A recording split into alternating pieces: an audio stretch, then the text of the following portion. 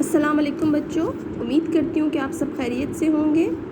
آج ہم گرامر میں فعل کے بارے میں پڑھیں گے۔ کلمہ علم صرف مطلب الفاظ کی تبدیلی اور اس سے مختلف کلمات بنانے کے لیے علم کو علم صرف کہتے ہیں۔ اس علم کی مدد سے انسان صحیح تلفظ ادا کر سکتا ہے۔ اس کا موضوع لفظ ہے۔ لفظ جو ہے وہ محمل کلمہ ہے۔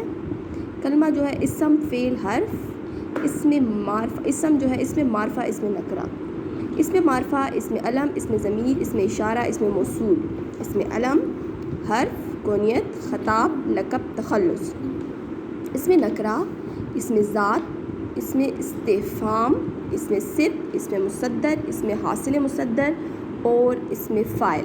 اچھا، فعل ہے۔ فعل بالحاظ جو ہے اقسام بالحاظ علم۔ فعل کی اقسام بالحاظ معنی: مستقبل، فعل لازم، ماضی، فعل متعدی۔ حرف کی اقسام: حروف، حروف جار، حروف عطف، حروف اضراب، تردید، استدراک، نفی، علت، شرط و جزا، تاکید، تنبیہ، تشبیہ، استفہام، ندا، صف، تمنا، تحسین، نفرین۔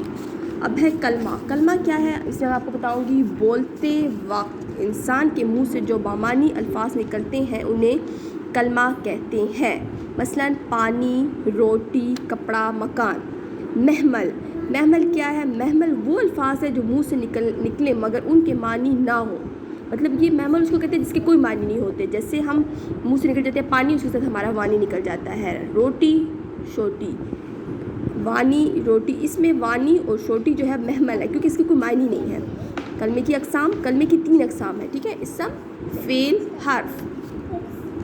اسم وہ کلمہ ہے جو کسی جاندار یا بے جان چیز یا جگہ کا نام ہو، اسے اسم کہلاتا ہے۔ مثلاً میز، ہاتھی وغیرہ۔ فعل وہ کلمہ ہے جس سے کسی کام کا ہونا یا کرنا معلوم ہو، فعل کہلاتا ہے۔ مثلاً کھیلنا، جانا، دوڑنا، مطلب یہ کام ہو رہا ہے، جس میں کام ہو رہا ہے۔ حرف وہ کلمہ ہے جو دوسرے کلموں سے ملے بغیر معنی نہ دے، حرف کہلاتا ہے۔ مثلاً جیسے الف، با، پے، یہ حرف ہیں، یہ مل کے حرف ہیں۔ اچھا، اس کے بعد ہے اسم کی اقسام بالحاظ بناوٹ، مطلب جس سے الفاظ بنتے ہیں۔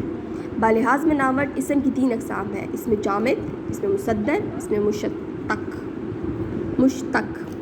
اس میں جامد کیا ہے ہم میں بتاتی ہوں کہ یہ وہ اسم ہے جو نہ خود کسی لفظ سے بنا ہو نہ اس سے کوئی دوسرا لفظ بنا ہو۔ مثلاً قلم، میز، کرسی، پینسل۔ اس میں مصدر کے بارے میں ہم پڑھیں گے کہ اس میں مصدر کیا ہے۔ یہ وہ اسم ہے جس سے دوسرے الفاظ بنتے ہیں، مطلب مگر خود سے نہ بناؤ، مگر خود کسی سے نہ بناؤ۔ مثلاً لکھنا، پڑھنا، کرنا۔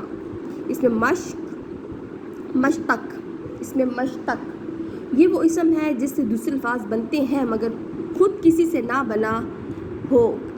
مثلاً لکھنا، پڑھنا، یہ تو مصدر کے بارے میں تھا نا۔ یہ وہ اسم ہے جو قاعدے کے مطابق مصدر سے بنایا جائے، جیسے لکھنا سے لکھائی، ٹھیک ہے؟ اسم کی اقسام معنوں کے لحاظ سے اسم کی 2 اقسام ہیں۔ کیا؟ معرفہ، نکرہ۔ اس معرفہ آپ کو پتہ ہے، آپ پڑھ چکے ہیں۔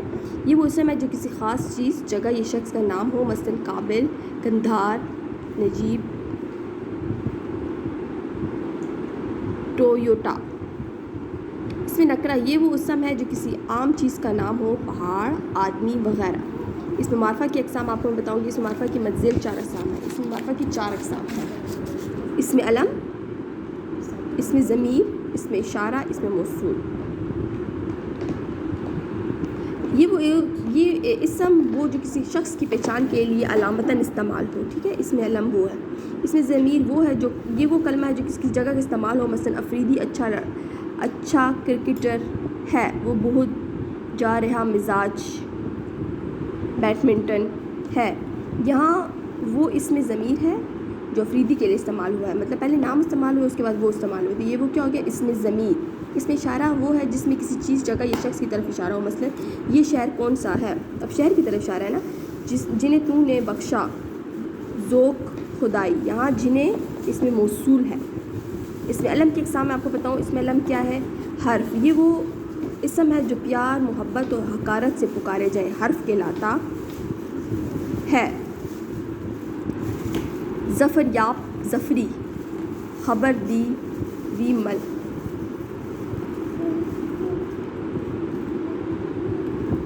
یہ ملنگ مشتاق سے مشی اور قالون خان سے کلی، یہ اس کی عرف ہے. خطاب، یہ وہ اعزازی نام جو حکومت کی طرف سے کسی کی خدمات کے صلے میں اسے دیا جاتا ہے، مثلاً سرشمس علماء وغیرہ.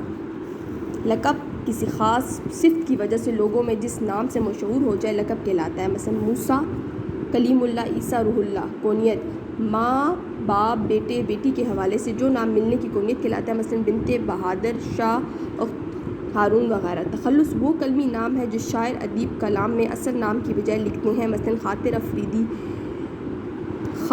افریدی، غالب، امیر اور آتش وغیرہ. یہ تھی اسم کی اقسام جس میں ہم پڑھ چکے ہیں: حرف، خطاب، لقب، کونیت و تخلص. اس کو آپ نے سمجھنا ہے. اور یہ گرامر کی چند جو تھے میں آپ کو دوبارہ سے ریوائز کرنا چاہتی تھی کہ آپ کو یہ ذہن نشین ہو جائے. امید کرتی ہوں کہ یہ آپ کو سمجھ آئی ہوگی. ٹیک کیئر، اللہ حافظ.